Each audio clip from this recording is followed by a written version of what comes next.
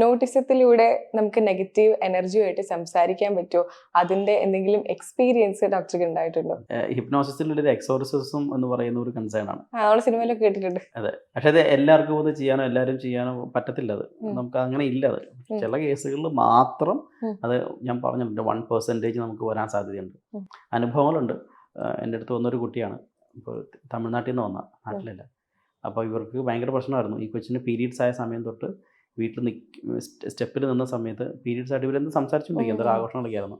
വീടിൻ്റെ ഉമ്മറത്ത് നിന്ന സമയത്ത് ആരും ഒരു ചവിട്ടി തെറിച്ച് മുറ്റത്തേക്ക് പോകുന്ന പോലെ തോന്നി. അതായത് കൊച്ചു വീണു, തെറിച്ചു പോയി. ആരുമില്ല. അല്ല, അതിന് തോന്നി, പക്ഷെ റിയലി ആ കൊച്ചു തെറിച്ചു പോയി, വീണ്. അതിനുശേഷം ഈ കുട്ടി എവിടെ ചെന്നാലും ആ വീട്ടു പ്രശ്നമാണ്. ഈ കൊച്ചിൻ്റെ കയ്യിൽ ഇങ്ങനെ പാട് വരാൻ തുടങ്ങും. നമ്മൾ നോക്കി നിൽക്കുമ്പോൾ പാട് വരും, പുറത്ത് മാന്തിയ പാട് വരും. അങ്ങനെയുള്ള പല പല സംഭവങ്ങൾ കണ്ടിട്ട് പല സ്ഥലത്തും പോയിട്ടും പറ്റിയില്ല. അവസാനം എങ്ങനെയോ എൻ്റെ അടുത്ത് പിടിച്ച് എൻ്റെ അടുത്ത് വന്നു. ഞാൻ പറഞ്ഞു, ഒരിക്കലും നമുക്കത് ചെയ്യാൻ പറ്റില്ലാത്ത കേസുകളൊക്കെയാണ്, അങ്ങനെ ചെയ്യാൻ പാടില്ല, ഹിപ്നോസിസ് ആണ്, അങ്ങനെ പോസിബിലിറ്റി ഇല്ല എന്ന് പറഞ്ഞു. ചില കാര്യങ്ങൾ നമുക്ക് ചെയ്യേണ്ട സാഹചര്യം ഉണ്ട്. ഞാൻ പറഞ്ഞു വരാൻ പറഞ്ഞു. അങ്ങനെ ഒരു 10 ദിവസം അവർ വന്നു, അത് അടുപ്പിച്ച് ചെയ്യേണ്ട വന്നു. അപ്പോൾ തെറപ്പി എല്ലാം ചെയ്ത് ഫസ്റ്റ് സിറ്റിങ് കഴിഞ്ഞപ്പോഴേക്കും എൻ്റെ അടുത്ത് നിന്ന് ആ കൊച്ചു അടിച്ച് താഴെ പോയി മറിഞ്ഞു വീണു, ബാക്കിലേക്ക് മറിഞ്ഞു വീണു. പിന്നെ അത് കുറേ കാര്യങ്ങൾ സംസാരിക്കാൻ തുടങ്ങി. പേര് ചോദിച്ചപ്പോൾ എൻ്റെ പേര് ചോദിച്ചപ്പോൾ എൻ്റെ അപ്പൻ്റെ പേര് തൊട്ട് ചരിത്രം പറയാൻ തുടങ്ങി. അപ്പോഴത്തേക്കും എൻ്റെ കഴുത്തിരുന്ന സ്റ്റാഫ് സ്റ്റെപ്പിലിരുന്ന സെറ്റിലിരുന്ന ആൾ മേളിൽ കയറി, കാരണം പേടിച്ച് പുള്ളി കയറി. ഞാൻ സ്ത്രീകളൊക്കെ ചെയ്യുമ്പോൾ, പെൺകുട്ടികളൊക്കെ ചെയ്യുമ്പോൾ ഒരാൾ ഇരുത്തിയിട്ട് ചെയ്യാറുണ്ട്, അല്ലെങ്കിൽ പിന്നെ കോൺട്രവേഴ്സി ഉണ്ടാക്കാൻ സാധ്യതയുണ്ട്. സെക്കൻഡ് സിറ്റിങ് കഴിഞ്ഞ് 3ാം സിറ്റിങ് കഴിഞ്ഞപ്പോൾ ഞാൻ പറഞ്ഞാൽ അമ്മയോടും കൂടെ വരാൻ പറഞ്ഞു. കാരണം അമ്മയുടെ സൈഡിൽ ഇത് പ്രശ്നമുണ്ടെന്ന് എനിക്ക് മനസ്സിലായി. അങ്ങനെ ഞാൻ സെഷൻ എടുത്ത് കഴിഞ്ഞപ്പോൾ അമ്മയുടെ അടുത്ത് ബ്ലൈൻഡ് ഫോൾഡ് ഹിപ്നോസിസ് ഉണ്ട്, കണ്ണ് കെട്ടിയിട്ട് ചെയ്യുന്നത്.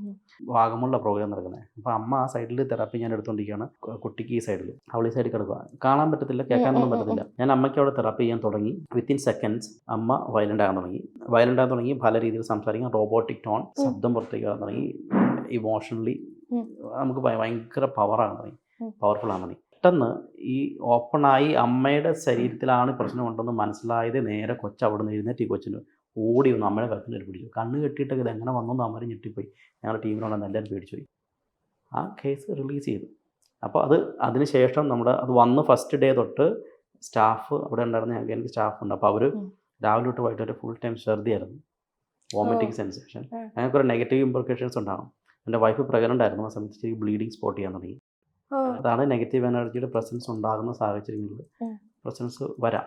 അത് 1% ഉള്ളൂ, ബാക്കി ആട്രിബ്യൂട്ട് ചെയ്യുന്നതൊക്കെ ഫേക്കാണ്. അത് പെട്ടെന്ന് നമ്മളെല്ലാം അങ്ങനെ ആട്രിബ്യൂട്ട് ഷീസ് ഓക്കേനാ. അവർ സ്കൂളിലൊക്കെ പോകാൻ തുടങ്ങി. അത് റൂമിനകത്ത് കിടക്കുമ്പോൾ രാത്രി തന്നെ ഇരിക്കും, പുറത്ത് പാന്തിയ പാടൊക്കെ വരും. അപ്പൊ ഈ അമ്മയ്ക്കായിരുന്നു ശരിക്കും പ്രശ്നം ഉണ്ടായിരുന്നത്? അമ്മയ്ക്കായിരുന്നു. അത് റിലീസ്, അതെന്താണെന്ന് ഞാൻ പറയുന്നില്ല.